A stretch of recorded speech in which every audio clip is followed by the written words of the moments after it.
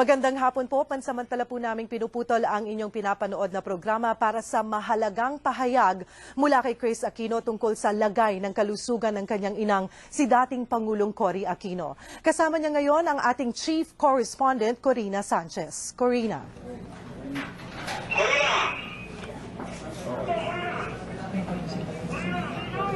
Okay po.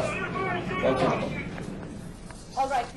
Tayo ngayon sa kinaroroonan ng ilan sa mga miyembro ng pamilya ni former President Corazon Aquino.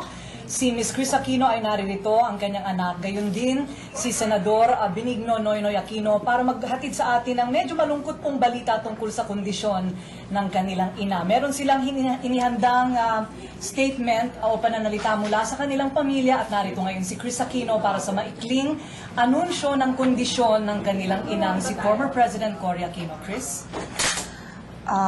Corina, this statement we all prepared together, and it's coming from our family.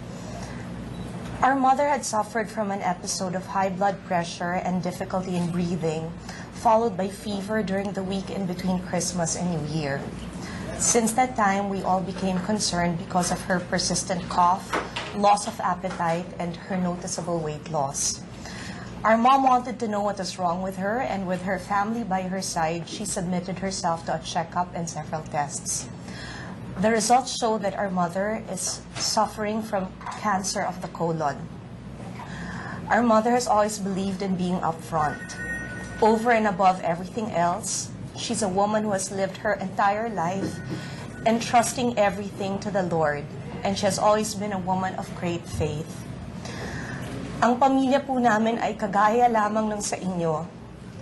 Mahal na mahal po namin ang nanay namin at handa po kaming magbigay ng suporta, lakas at pagkalinga sa oras ng kanyang matinding pagsubok.